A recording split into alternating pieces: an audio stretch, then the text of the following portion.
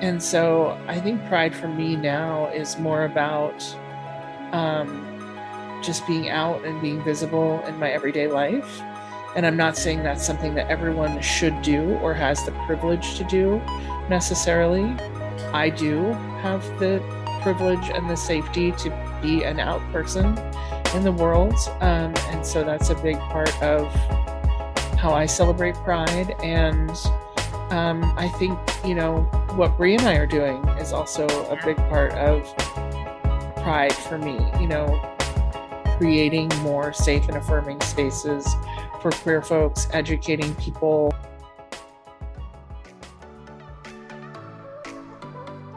Welcome, Badass Manifester. I am so glad you are here.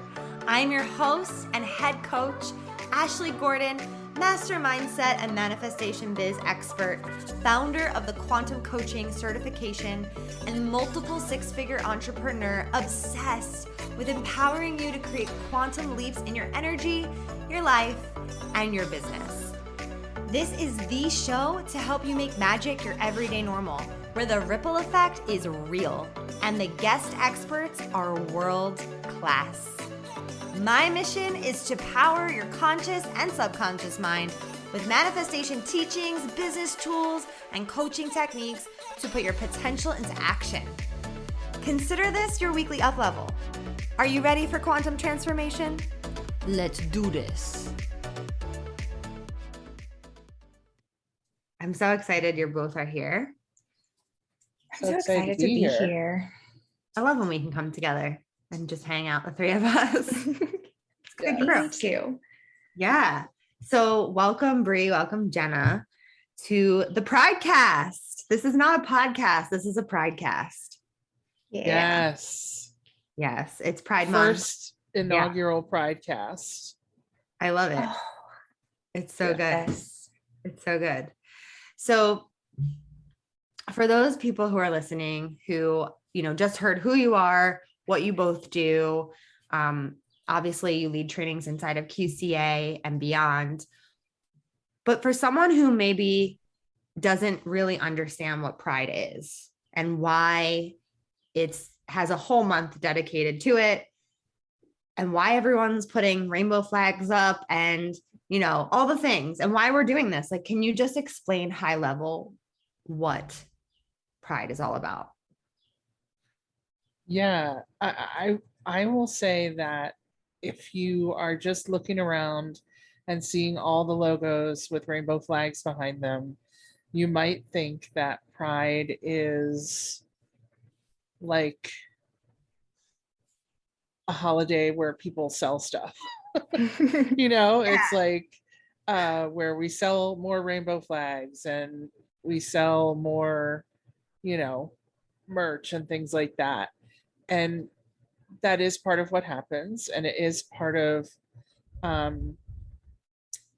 companies and organizations showing their allyship for the LGBTQIA plus community. And that's what it's become here in 2022, but that's not how it started. And that's part of what we teach about in QCA and beyond. Pride started as a response to police raids. Do you want to talk more about that, Bre? I feel like you are the one who trains on this in the program. So Yeah, I mean, I think a lot of people are familiar with Stonewall, but not necessarily just how intense that time was. I mean, it was illegal to show affection to the same sex on the streets. It was illegal to be trans.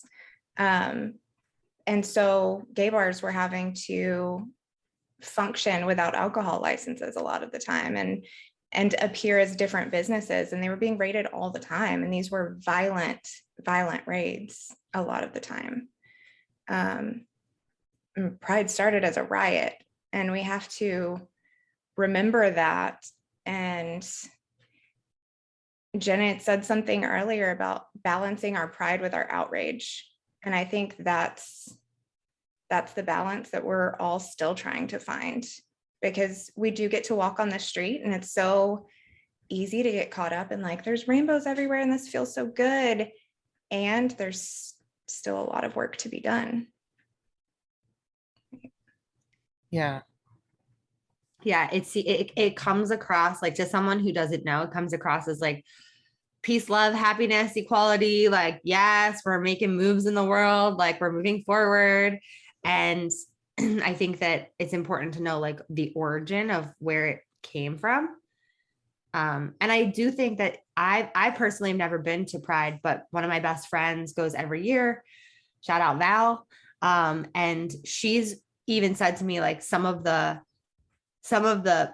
parts of Pride that she's gone to, like in New York City or in Philadelphia, have been a lot of like rage still. Like a lot of people are still being a little bit violent, and there's protesters. And I know that you dealt with that even just recently with a protester and you're like making out in front of them. I love that post so much.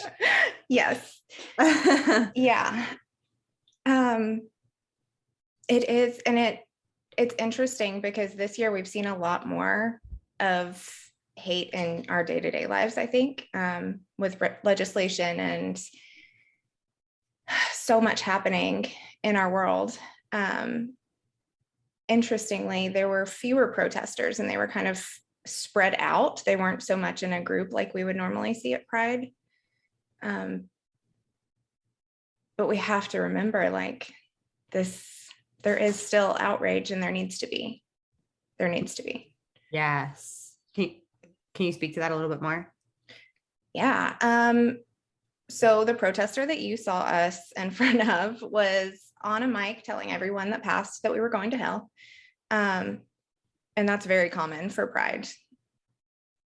With legislation, though, we're seeing this push, and I don't know if we want to jump here yet, but we're seeing this push of anti-trans legislation, really in the wake of, we have had so much progress in the last several years. And now the pushback is the system. Okay, that's what I want to say. The system cannot hold up to much scrutiny. So once we take out cis heteronormativity and we say, yeah, humans are naturally trans. They've always been trans. Trans people have always been here. Humans aren't meant to fit in these boxes that we put them in. Then the whole system starts to crumble. And I think that what we're seeing now is a lot of people really afraid of losing their systems. And that's getting violent. So we're seeing it in legislation, and we're also seeing it in violent acts against the LGBTQ community. And just to rewind slightly, for those who are not familiar with the terms that Bre mentioned, cis heteronormativity basically means that we assume that being cisgender, which is that the gender that you are aligns with the sex you were assigned at birth. So you're born assigned female and you feel female, let's say, and being heterosexual. So, interested romantically and sexually in someone of the opposite gender. Cis heteronormativity assumes that is the default for everyone. That everyone is cisgender and everyone is heterosexual, and we know that that's not true. It honestly blows my mind, like, to think about it. And I know it blows your mind too, but like, it's like, really think about it, everyone. It doesn't make sense. It literally doesn't make sense. Like, this is the way it's always been. Humans. Like, I like can't get behind. Yeah. My brain can't understand it. And we start doing it so early. And once you start noticing it, you see it in everything. Like, this is a girl baby, and girl babies look like this, and they wear this, and they do this, and they stay quiet and small. And this is a boy baby, and he should be big and loud, and it hurts everyone. It hurts everyone, because none of us are meant to fit in these boxes. Like, we're all so amazingly unique and different. And what would be possible for us if we weren't stuck in these boxes before we're ever even born? So I'm just curious about that, because I've thought about this a lot. Obviously, everyone knows I'm pregnant. It's not a secret anymore. And like, Yay. People have asked, about like, what's the gender? And it's fun to announce that, right? But it's like, to me, I feel like if I'm going to do a gender reveal, quote unquote, like, it would have to be like a sex reveal of what the baby's chromosomes are as of right now. Like, what would be the way to do it? Just not to do it? Because like, there is a sex to the baby as of right now, right? Right. And I don't think that the answer, and I'd love to hear your thoughts on this too, Jenna. I don't think it's very realistic for us to just raise our kids right now with the way that our society is set up, like gender doesn't exist. Right. And I don't think that's the goal. And I think that you can absolutely announce the biological sex of your baby and be excited and still raise them knowing that there are infinite possibilities for the human that they can grow into, and that you are going to love them and accept them in all of their forms. That feels really good. Yeah. 10 out of 10, no notes. I agree. 10 out of 10. That feels really fucking good in my body right now. Yeah. Because I feel like part of the reason why I haven't actually even shared is because I struggled with that specifically, of like, I don't want to put my child in a box, and I don't want to also be politically incorrect. Yeah. And I think respectful. Yeah. And I think even just the language that you're using, right? Not using gender reveal, because I believe that people will tell us their gender when they figure it out, and that's probably much later than their birth typically. But you can reveal, like you said, a biological sex. This is what we know about them so far, and we're so excited about it, and we have so much more to learn, and we can't wait. Yeah. So cool. That's beautiful. I'm so excited for you. Thank you. So excited too. Do you know the biological sex? No. Oh, I'll tell you later. Okay. Sorry, guys, you can't hear that yet. Cool. Okay, so I feel like we've just like take this like, I love it. We're just flowing. So what does Pride mean to you? Like, how do you each individually celebrate Pride? That's a great question. I don't know that. I think I used to think about it in terms of celebrating Pride. Like, ooh, it's June, it's Pride Month. There's going to be, Pride parades and all sorts of things, and it's going to be great, and everything's going to be rainbow, and I'm going to feel extra proud and accepted and loved. I don't really think of it that way anymore. I think of Pride as an everyday thing. Like, it's something that I need and want to be embodying and celebrating every day, because it's a recognition and acceptance of my identity, my identities, and so I think Pride for me now is more about just being out and being visible in my everyday life. And I'm not saying that's something that everyone should do or has the privilege to do necessarily. I do have the privilege and the safety to be an out person in the world. And so that's a big part of how I celebrate Pride. And I think, what Bre and I are doing is also a big part of Pride for me, creating more safe and affirming spaces for queer folks, educating people on, the LGBTQ plus community. So yeah, and just frequenting and supporting queer owned businesses and donating to queer and trans organizations. That's pride for me. And that's all year round, Yeah. Yeah. That feels so good. Yeah. How about you, Bre? Like what is pride like for you? I resonate with your words so much because I think I'm realizing now, and I think I just realized it as you were speaking, like my work is really my embodiment of pride.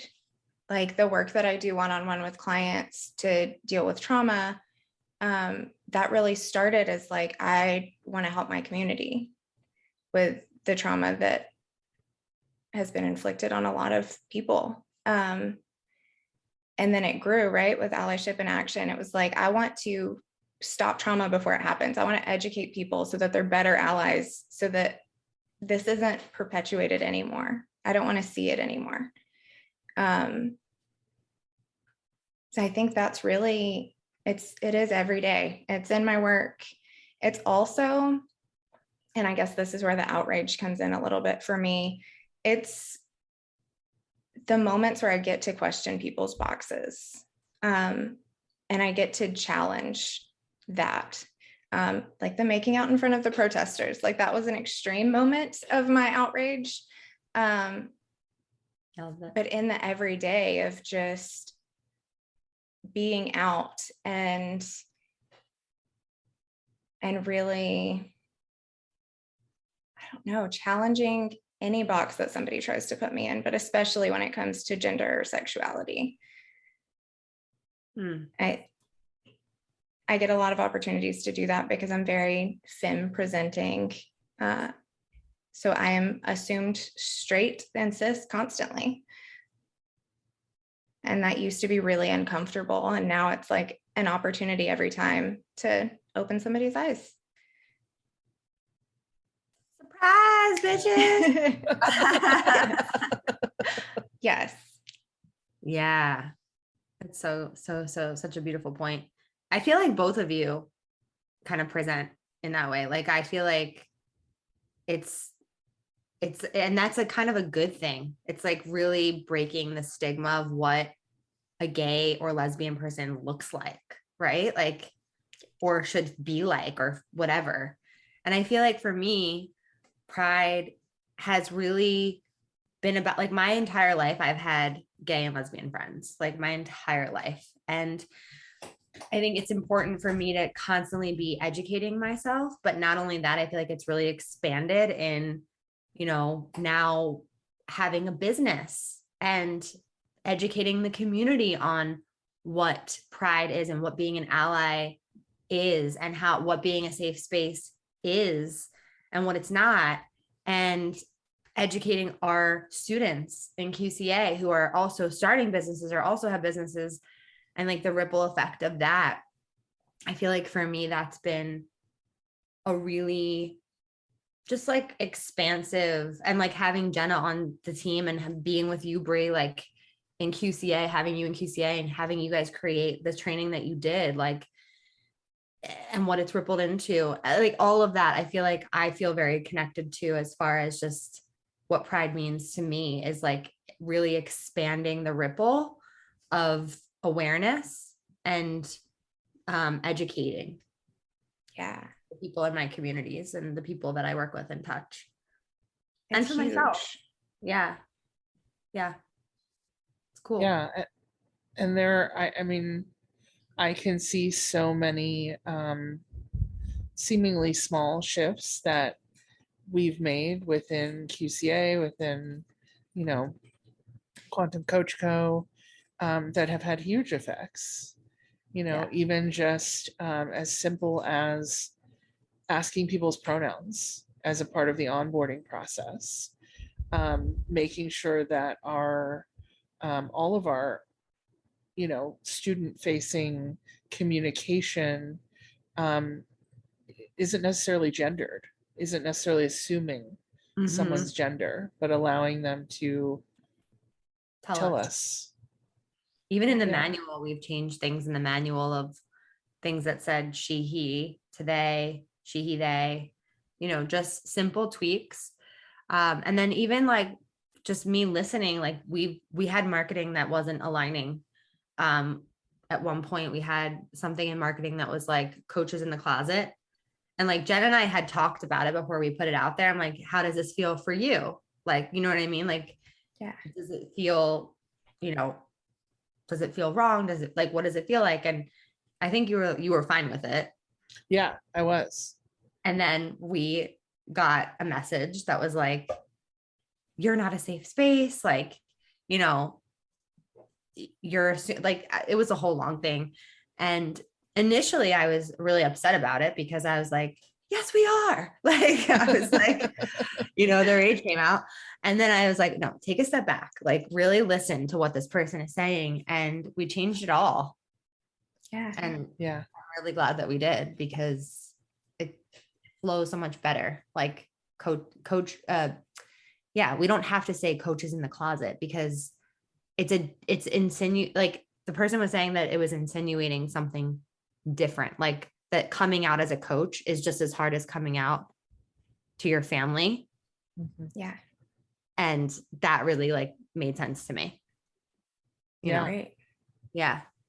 So yeah, I think it goes to show that like no one LGBTQ plus person can represent all people, right? Like even though it felt okay to me, it clearly didn't feel okay to other members of my community. And, you know, and that was a learning moment for me and a growth moment for me to be like, you know what? Of course. Yeah. Yeah. 100%. And that's what allyship really is, though. It's not getting it all right the first time. It's being willing to listen. And that's like, it really sounds like you had to check yourself and be like, wait, what is this person saying? And then you could hear it, right? Like that's all it is. That's all it is. Yeah. I had it's a getting moment yourself like out of the way too. Like I had to get myself out of the way, my ego. Well, it's triggering when someone, especially as a space holder, because we're trying so hard to never cause harm, right? So when someone tells us that we did, it's like, oh, fuck. Like that makes you question your identity as a space holder. So of course it's holding up this huge mirror to you like, oh, I just caused harm. And no, I didn't because I care so much and I'm trying so hard. But it's wait, just listen. Just listen to what this person has to say. And then you made the shifts. Totally. It's huge. Yeah. Thanks. What were you going to say? Oh, I was just going to say, I had a moment like that recently where I was really challenged on something like with the coaches, you know, baby coaches in the closet.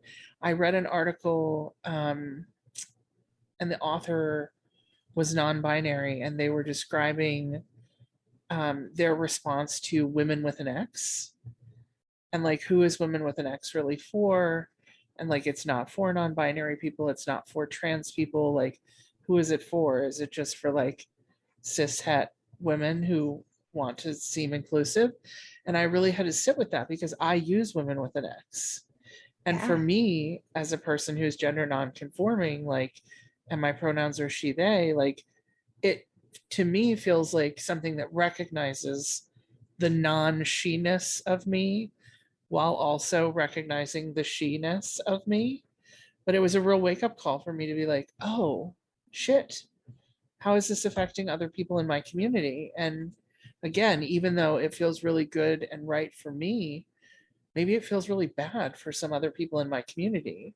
And what does that mean about if and how I use that and what I shift to? So like Bre said, it's a constant willingness to be open and listen and learn and hear, not just for allies outside of the LGBTQ plus community, but those of us within the community being allies to one another.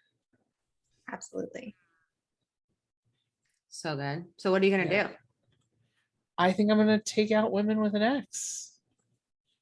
I think it's not worth it if it's feeling harmful. If it's feeling harmful to other people, it's not worth it. I Yeah. can use it for me if I need to, but in my business, in that ripple effect, I need to remove that, Yeah. I would love to ask you guys about that.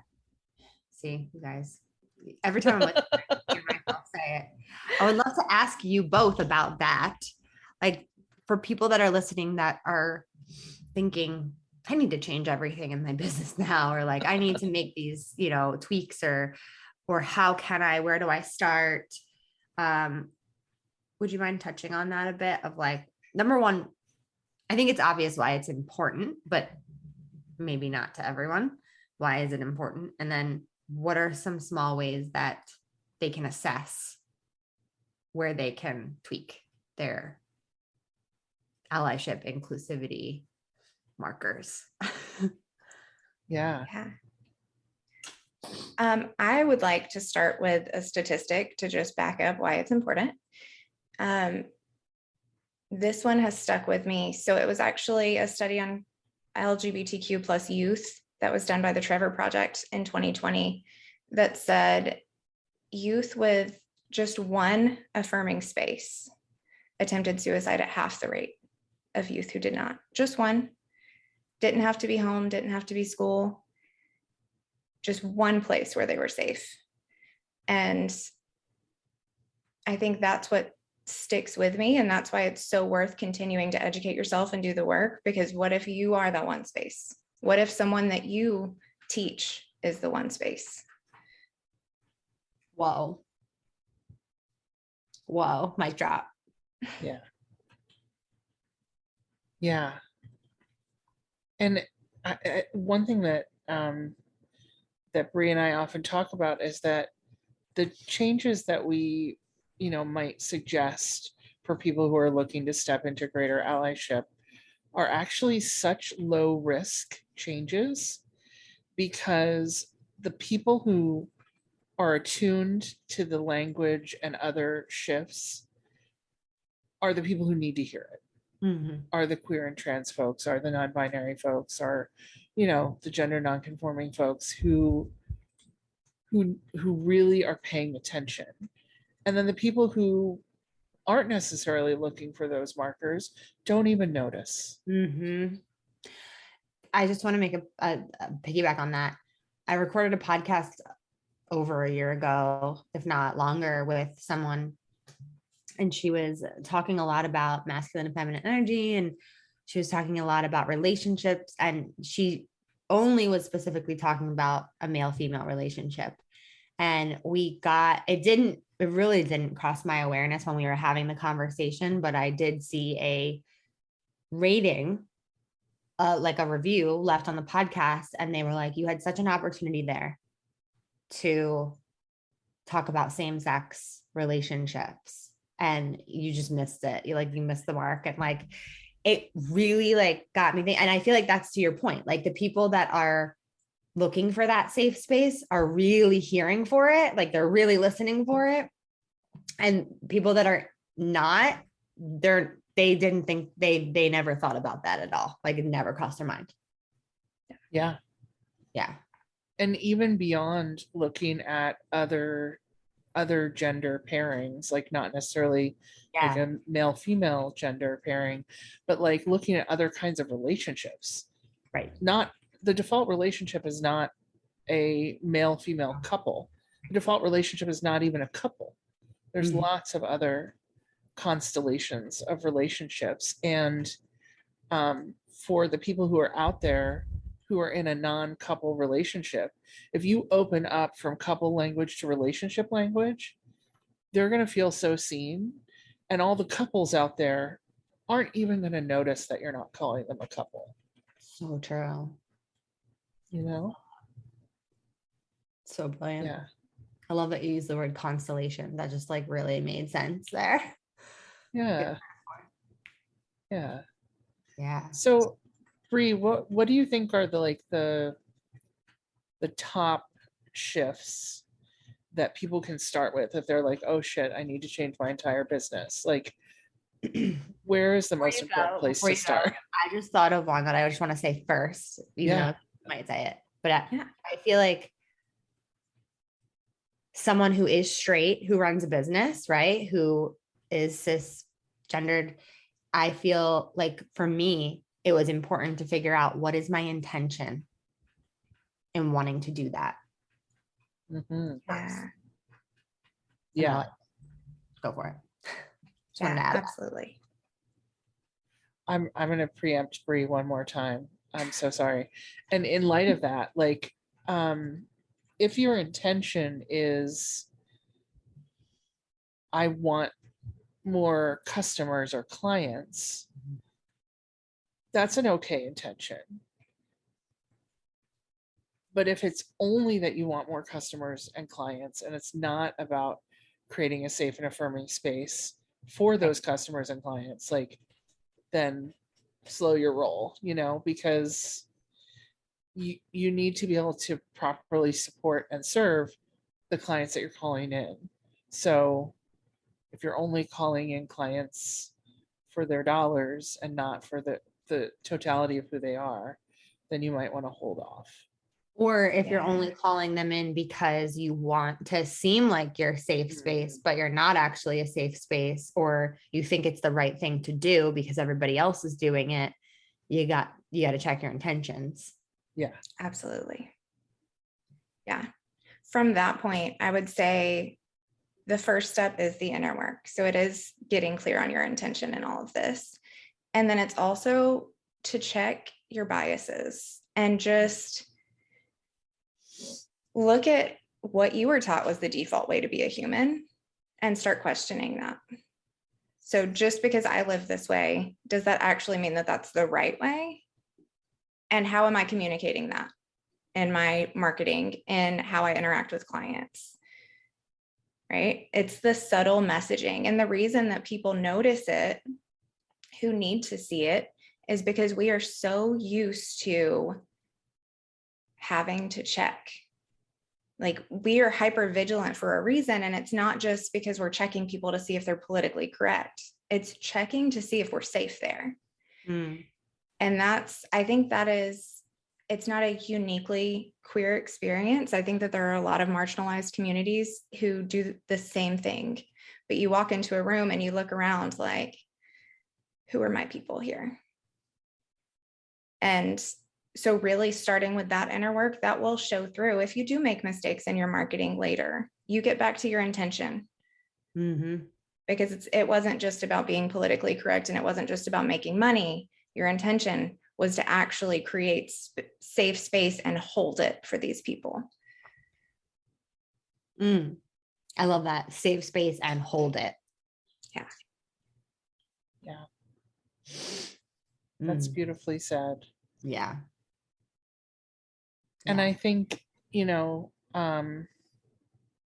just to sort of like normalize things, it's understandable if you're someone who identifies as cisgender and heterosexual that you wouldn't necessarily have spent a lot of time examining or questioning these things, because we're not necessarily taught to in our society, and you haven't had any personal reason to have to explore any of these things deeply, like your sexuality or your gender, because your sexuality and gender happen to fit with the norm, quote unquote, and the expectation in our culture of how people would identify.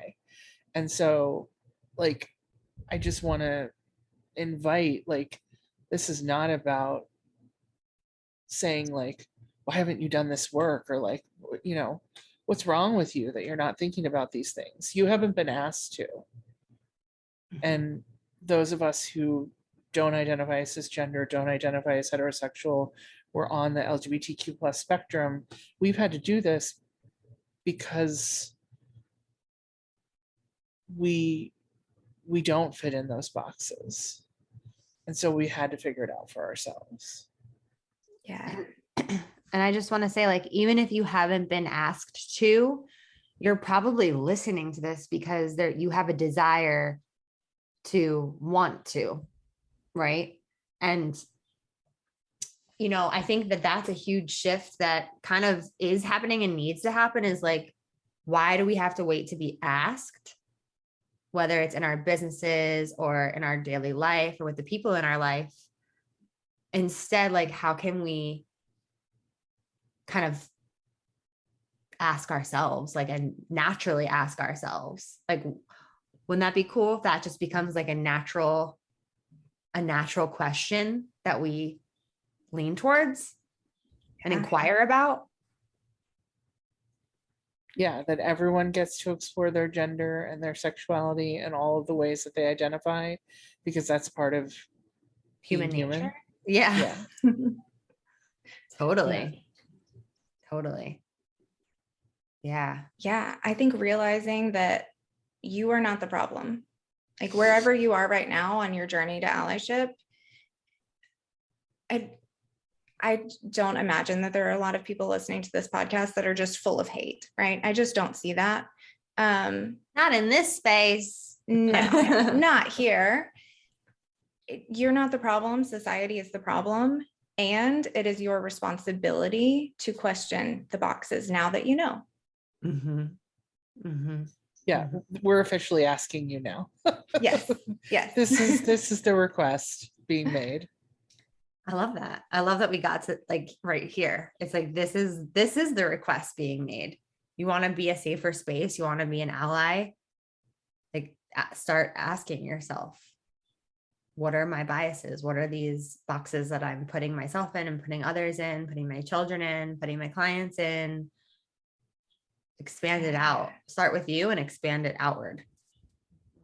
And open up, even as far as like the content that you consume. Mm-hmm. Diversify that. You need to be listening to trans people, non-binary people, queer people.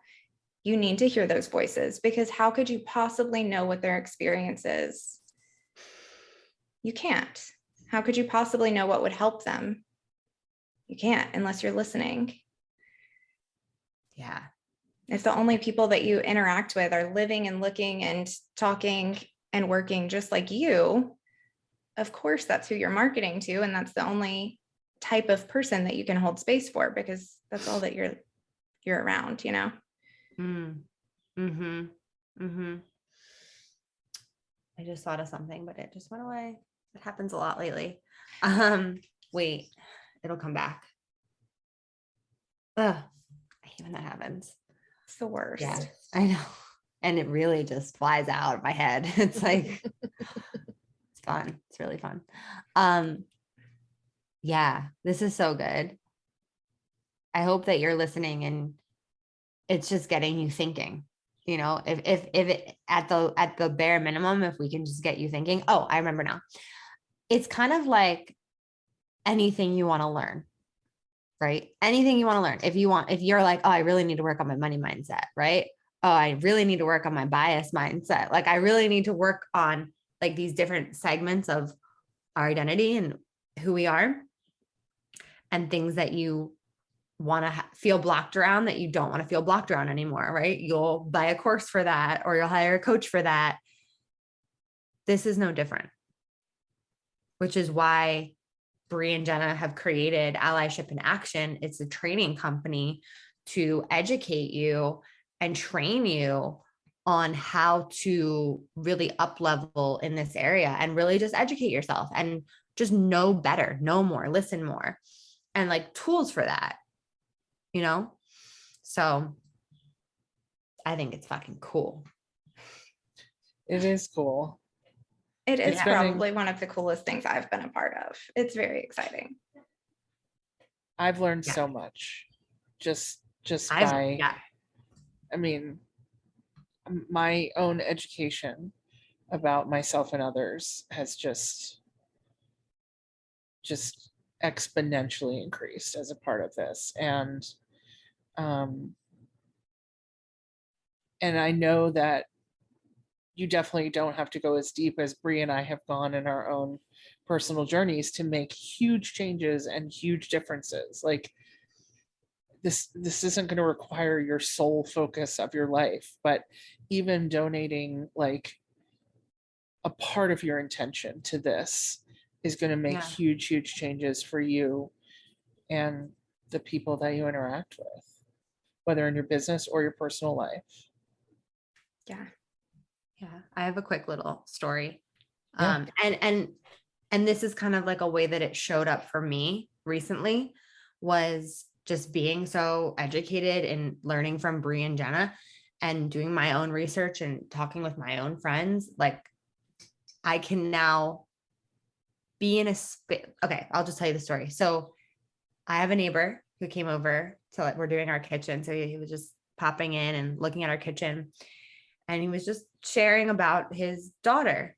And he was like, yeah, my daughter just got married. Her and her wife are on their honeymoon right now. It's like, oh, that's amazing. And he was like, they're just two confused girls. They're just confused, man. Like, he was just like venting a little bit about what his opinion was on it. And I felt comfortable enough. I don't remember exactly what I said, but instead of giving him my opinion, I was listening, I was holding space, but I was also then able to ask him some powerful questions to help him kind of get into a different train of thought. You know, I can't remember what it was, but I felt comfortable enough doing that in that scenario. I don't know if that's relevant to what we're talking about, but I just wanted to share that because I feel like that's just a small example of, like, whether it's like, you know, in your business or in your life, like, it's just as important in your daily life. These things are going to come up where you have opportunities to help someone shift their perspective on what's normal. Yeah. And it And was I feel really, like that's, go ahead, Jenna. I feel like that's so important because you were in a position there where it seems like this person, your neighbor, assumed that you were going to feel the same way that he felt. right. I was shocked. Yeah. And that is a unique opportunity when you're Yeah. on the inside like that, where someone sees you as same, not other. You have a unique opportunity to offer a different perspective because the person doesn't necessarily have their defenses up in the same way as they might if they thought they were with someone who was other and who had a different opinion from them. Yeah. I never thought of it like that. It's so interesting.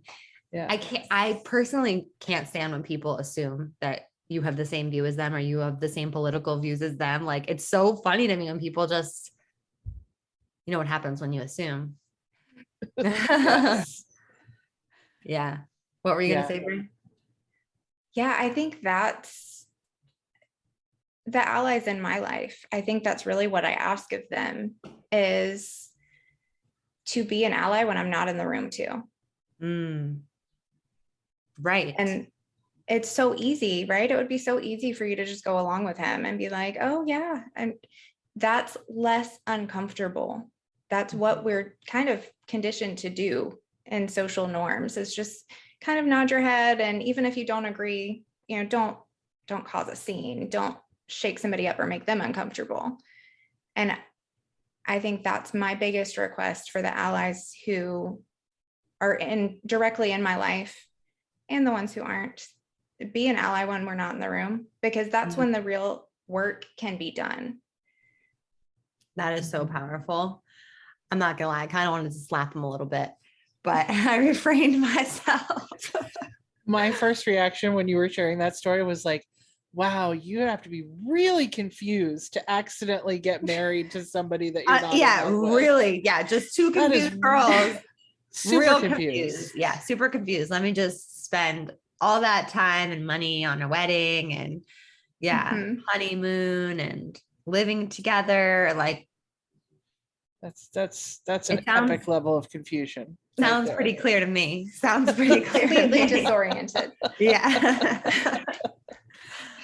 Yeah, that got me not only on the I am a lesbian part, but just as a woman, like two confused girls. Yeah. Oh. Yeah, no, they're two grown women with agency who are in love with each other who decide to get married. I think I asked him one of the first questions. I was like, well, what does your wife feel about it? Like, yeah, because I couldn't imagine his wife in my mind, I'm like, she's not agreeing with you. Like in my mind. yeah. Right. But apparently she did. So he said, but like, interesting. And I think that's also, this is a good example of, it sounds like this man is not like virulently filled with hate. No. Right? Like he's not like, oh, this is an abomination. What are they doing? And yet his view, his narrow view, is still really harmful, I would imagine. Yeah, it's very limiting. Yeah. And I think it was actually really good that it happened because Todd was also there, my husband, and it opened up a whole nother conversation for us when he left, about how we want a parent and like, what would we do in that situation? And how would Todd feel? I know how I would feel. How would Todd feel? Like, because I feel like, unfortunately, he's not as educated on all of this as I am. And I try to, embody it so that he sees it and be an ally when, my friends are not in the room, and have him see that. And I feel like he saw that in that moment. And so that leaves an imprint on him. You know what I mean? Yes. And it just opens up another conversation for us, because the reality is our child can be and love whoever they want. And we have to love and support them unconditionally. We would love and support them unconditionally. So it's like, I think it's just it like happened for a reason. It felt almost like so random that like that man would never come in our house. Like it was just, I don't know. It was just like a whole thing that transpired. Yeah. Wow. This has been such an impactful conversation. Is there anything else that is kind of coming online that feels relevant that either of you would like to share? I guess in terms of like specific takeaways for people, especially for people who, are entrepreneurs or business owners or coaches or, doing that kind of work in the world. Just experiment with more expanded language, right? Like kind of what we've been talking about. Language that isn't necessarily always grounded in gender, right? Like, I know that we have recently made changes in Quantum Coach Co, where we're using more just like people and humans and souls and, things like that aren't necessarily about like women or men. And we have not, to my knowledge, gotten one bit of feedback about like, why aren't you talking about women? Or why aren't you talking about men? And I think that's something that I've heard from a lot of people who have made that change. Like no one notices except the people who need to. So give that a try. Use some more gender inclusive language. Use some more relationship inclusive language. You spend so much time thinking about your ideal client, but also think about other clients out there that might not be in that avatar that you've identified, who might be, queer or trans or polyamorous or anything, and try to use language that includes all of those people. Just an example of what Jenna is speaking to that we've shifted is like, even in QCA, before we put pronouns on our application, asking what pronouns they would like to use on the application. And even before we asked our students to put it in their Zoom box, to change their name so they could show their pronouns. So before we knew anyone's pronouns in the program, I was leading a meditation and I was like, step into the woman that you're meant to be. Right. Like, and I played it back after a bit and I heard it and I'm like, oh, well, actually, we had one man in the program at the time, and I wasn't aware of anyone's pronouns in the program.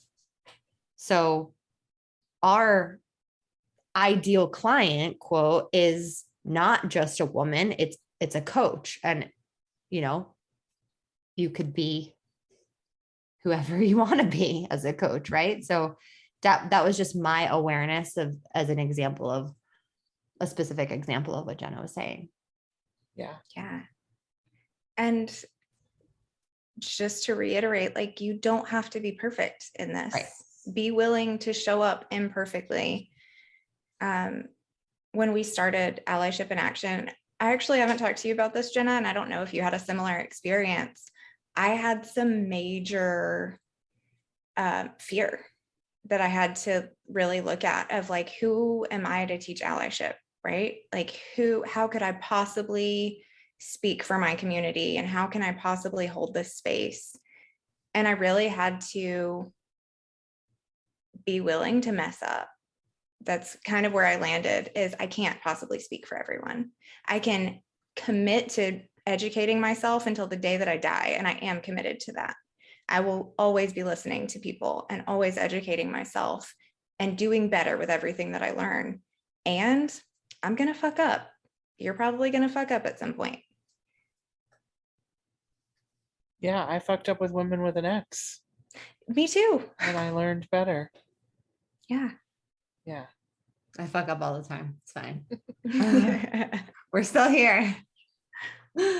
Yeah. And I guess the other thing that I want to mention, just as we're having this conversation, we've talked about a lot of like really important, impactful things today. We've talked about a lot of outrage, things that are really heavy and challenging still. And yet, there is still so much joy in Pride, not just in Pride Month, but in the pride that we all have as members of the LGBTQ plus community and the allies that are with us. And, there's still plenty of room to celebrate that.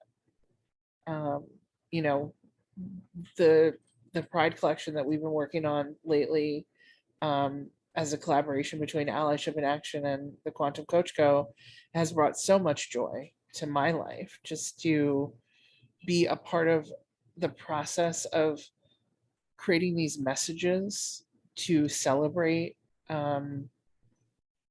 queerness and pride, and also like unity and Allyship. There's still an allyship. There's still so much space for that joy alongside the fear and the outrage and the work. And it's not about commodifying pride, it's about celebrating pride. Yeah. I think some of the joy that I've witnessed around Pride has been watching my friends take their kids to little Pride parades, and they're educating them from such a young age of like what it means. Like 3-year-olds, right, are going to these parades and they have their rainbow shirts on, and they're all dressed up, and these are my straight cisgendered friends who are promoting this in their families, which to me was like, oh my God, like I was so inspired by it. It's like, yes, this is so good. Yeah. I would love to see Baby G at a future Pride parade, Yes, wearing their little inclusive human loading tee, because don't think that we didn't make merch for kids, because we did. we did. I also want Yeah. to make that into like a onesie. Yes. Oh my God, yes. A little Pride onesie. starts Oh my at God. birth. Yes. Yeah. So I'm super excited to put that out into the world, and to just be loud Represent. in our pride, and be loud in our allyship, and be loud in our queer joy and queer magic, and Yes. it feels good. I don't want to open up a whole other thing here because it definitely could be another hour conversation. I will say, in the midst of so many conversations about like rainbow capitalism with big corporations, it's really hard for me to balance because representation is so important. And it is hard because no, like, let's not give money to corporations who are also lobbying against us with politics, right? Who are also donating millions of dollars to what will eventually be legislation that will hurt us. And let's appreciate all of the representation that would have absolutely changed my life as a kid had it been around. So I would say give your dollars to small businesses, to queer businesses, and wear all the rainbow shit. Like, be loud and don't think that it doesn't matter. It does. It totally does. People notice. Yeah. Yeah, 100%. And so to informally introduce the collaboration that we have come together on, it's all about Big Coach Energy Pride. And there have been amazing designs created that are just super fun and relevant. And, just some of them are loud, some of them are softer, but what's really cool is that a portion of what we create is also going to be donated to the Trevor Project, a portion of what you purchase. So, as Bre said, support this, and it's going to be donated to the Trevor Project. So definitely go to the website. It's this collection is going to be up for a limited time. So get your BC Pride swag and represent your pride. Show us your pride. All year. Year. Exactly. Show us your pride. Show us your allyship.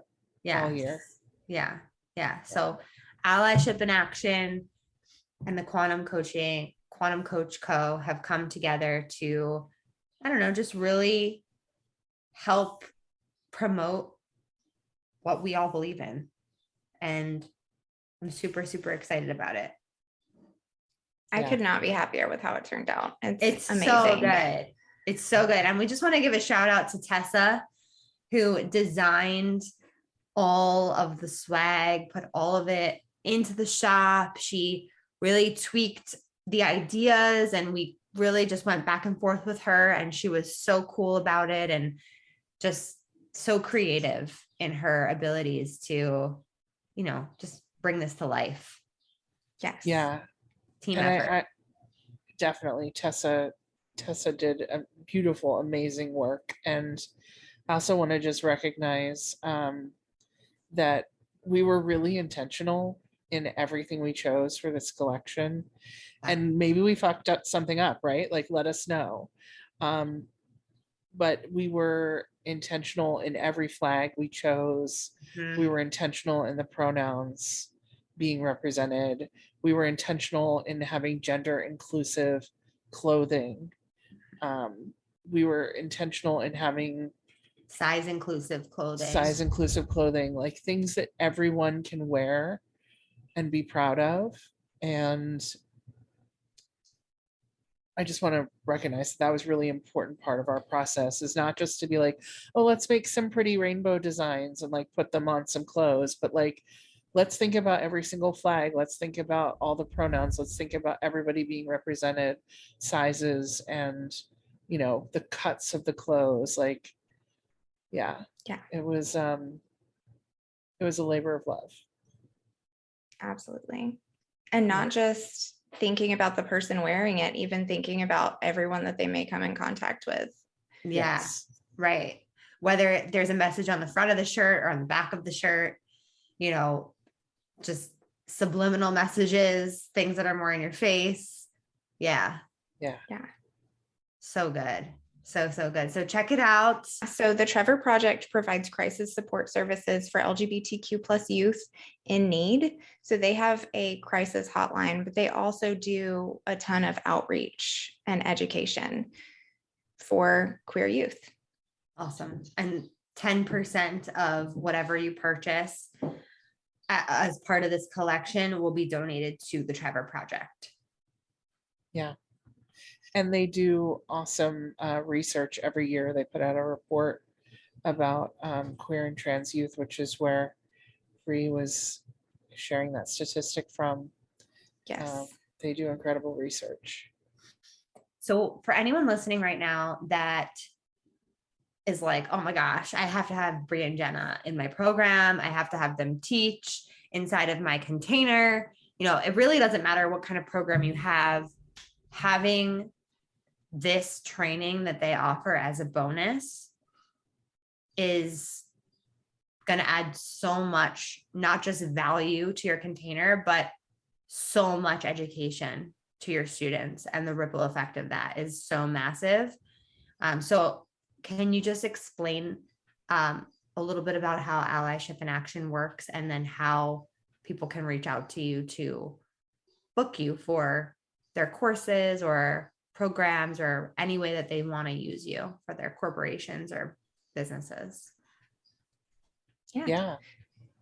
So we created this training for businesses or certifications. It started in QCA and it's kind of grown from there, that gives a really good overview of what you need to know to support all clients as far as the LGBTQ plus community. So we go into queer history, and then we go into how your client, customer, employee may have experienced youth and what those statistics look like, and then mental health services and what is available, and being LGBTQ plus in the workplace. We go into kind of an overview, starting with history and then going into life, all aspects of life. And then we give some tangible shifts of what that can actually look like in your business and your services and your marketing, what changes can be made. Yeah. And not only do we offer support in the form of training for, coaches, employees, entrepreneurs, we also offer services for businesses. If you want to audit your practices when it comes to LGBTQ plus inclusivity. So if you want to look at your programs, if you want to look at,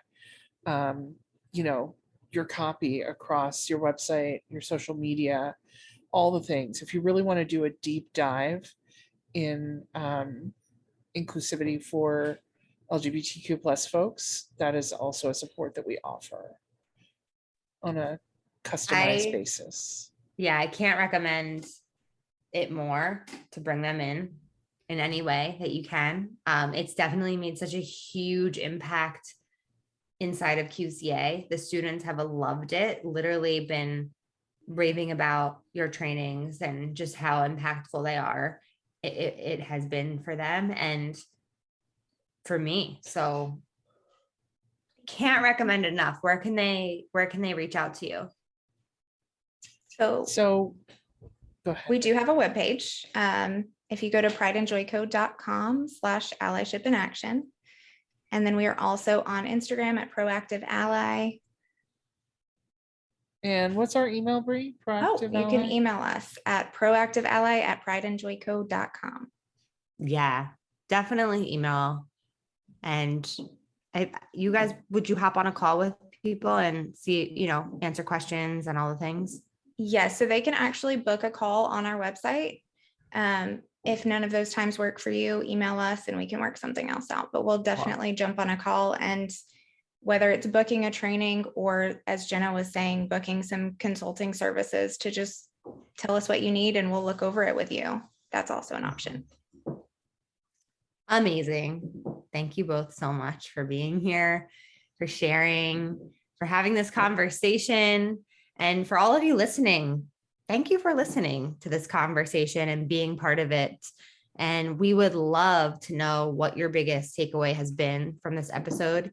If you don't want to post it publicly, you can always message us together or separately and just share that with us privately if that feels good to you. So definitely let us know. I think this is a conversation that we'll keep having, and we want it to continue. So definitely feel free to reach out. Cool. Thank you. Yeah. Thank you to everybody for this active allyship of listening and being open, and being willing to be here with us. And also happy Pride. Happy Pridecast. Happy Yes. Pridecast. Yes. Happy collab. Happy Pridecast. Go to the bigcoachenergyshop.com. No, it's just bigcoachenergy.com. Yeah. Check out the swag. It'll be linked up below. And we'll be posting some reels so you can get some sneak peeks on what's in there. It's all good. All good. Really, really good stuff. All right. Have an amazing day. Thank you, Jenna. Thank you, Bre. Thank you, Ash. Thank you. See you soon. Woo! We did some work today. Thank you so much for listening. You know I love my BAM fam. If this episode resonated with you, please share it with someone who you know would love it too, because we live for the ripple effect over here. And how can you best support the show? Make sure you're subscribed, hit the 5 stars, and leave a review on iTunes, and let me know how the podcast has impacted you. I love being part of your real-time journey, so screenshot the episode and tag me and my guests on Instagram at ManifestWithAsh. Now say it with me. I am my own power source. I am the master of my own energy, and I deserve everything that I desire. We don't just talk about it over here, we be about it. Now go get 'em.